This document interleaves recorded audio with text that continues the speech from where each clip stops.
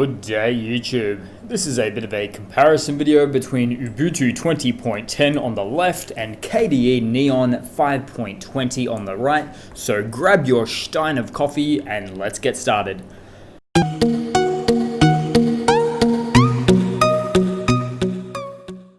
Okay, so starting off, we have Ubuntu 20.10 on the left, KDE Neon 5.20 on the right.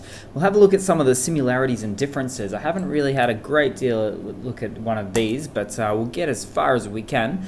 Now, starting off on the Ubuntu side, this is actually the stock Ubuntu environment, so it is the, as you can guess, the GNOME environment, a little bit tweaked to be a bit Ubuntu-esque. Whereas on the right-hand side, you might guess KDE to be the KDE Plasma desktop environment. In fact, the most cutting-edge version of it as well.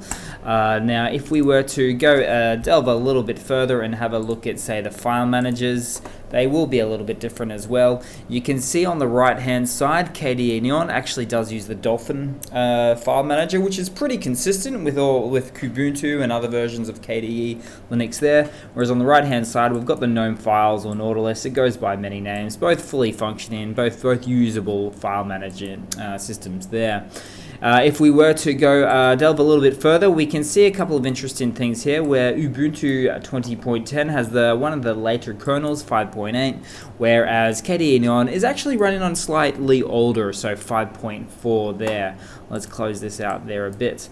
Now, you get all your normal apps that you would normally get, with the exception of KDE Neon. You're going to find a lot of the K Suite software. If I go into anything here, we'll find something with a K on it, basically. Ocular, Keynotes, the list goes on, but not really kind of video that I work on there. But moving back to it, let's have a look at the RAM usage, for instance. Let's see how we're going. So in terms of CPU, at least to begin with, pretty much idle in there, both of them. This is where it gets pretty interesting. Now, these are both up-to-date systems and have been reset from scratch, so they are actually only booted up for the last 6 or 7 minutes, each of them, as you can see there.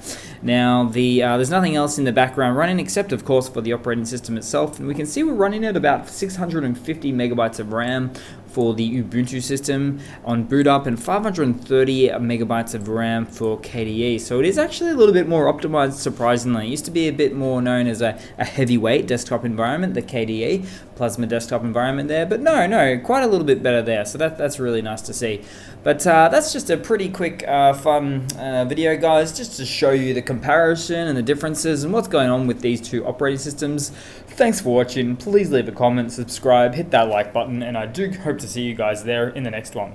Cheers.